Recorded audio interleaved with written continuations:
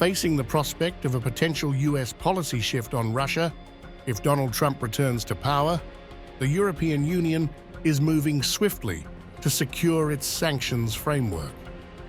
Brussels officials worry that a Trump victory in 2024 could fracture Western unity on isolating Moscow over its conflict in Ukraine.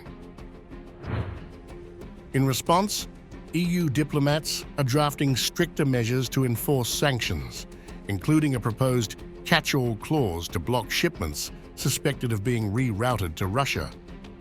Even goods seemingly destined for Central Asia could be stopped under the new provisions. The EU is also weighing further controls on oil shipments to limit Russian revenue flows.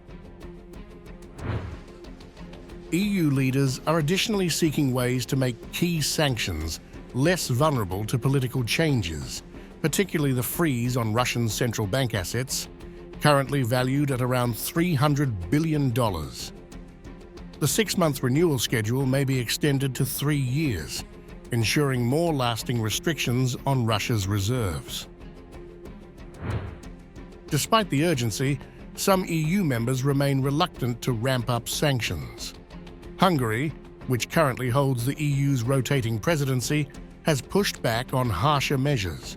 Prime Minister Viktor Orban's recent meeting with Russian President Vladimir Putin has raised questions over Budapest's commitment, especially as Poland prepares to take over the EU presidency next year with a potentially firmer stance on Moscow. Orban has openly expressed hope for Trump's return, viewing it as a chance to shift US policy toward a more pro-peace stance aligned with Hungary's position.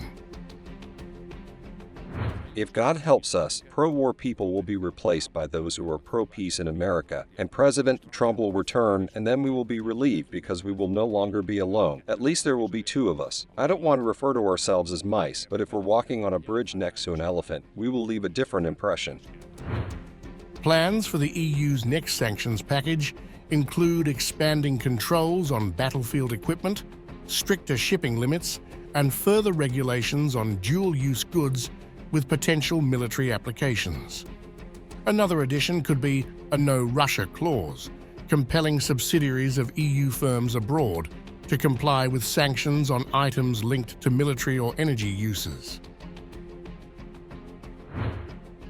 Energy imports, especially liquefied natural gas, are also under scrutiny as data shows an uptick in LNG shipments from Russia. France, Belgium, and other nations are pressing the EU Commission to increase tracking to cut Russian revenue from energy imports.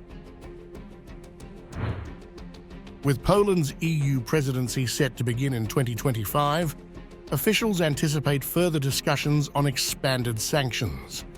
Western allies are coordinating additional measures against tankers carrying Russian oil, aiming to reinforce the price cap on Russian crude.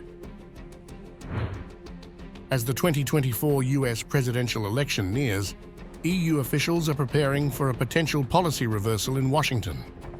To counter this, they are setting up a strengthened sanctions framework to preserve their stance against Moscow regardless of America's future direction.